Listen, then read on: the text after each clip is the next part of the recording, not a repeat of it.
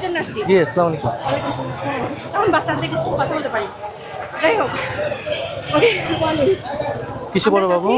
জুলাই আন্দোলন যেটা কিন্তু আপনাদের আন্দোলন স্থগিত হয়ে গেছে, সেটা কিন্তু আরেকটু যাচ্ছে।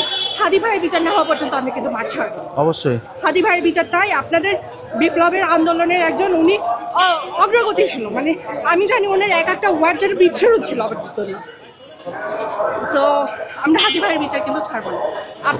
আমরা কালকে রাতে আমি আমার হাজব্যান্ডের সাথে ডিসকাস করতেছিলাম যে আমরা সংসদে জানি না জামাত উঠবে কিনা, বাট যেহেতু বিএনপির, আমি পজিটিভটাই বলতেছি, বিএনপি আমাদের পুরানো প্রজন্মকে কি জানে আসছে, বাংলাদেশের রাজনীতি হয় আওয়ামী লীগ না হয় বিএনপি।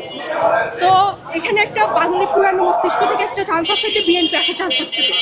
তো আমরা তো চাই আপনি এবং হাসনাত ভাই অবশ্যই দলীয় হোক বিরোধী দলীয় হোক সংসদে থাকেন এবং আমাদের হয়ে রিপ্রেজেন্ট করেন।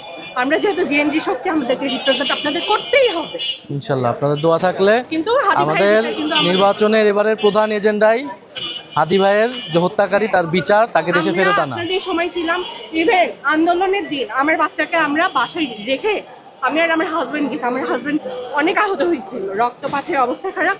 আমার বাচ্চাকে আমি বলে গেছি, মানুষের বুয়ার হাতে দিয়ে বলছি যে আমরা যদি মারা যাই আমার বাচ্চাটাকে খেলে আমার মায়ের কাছে পৌঁছে দেবে।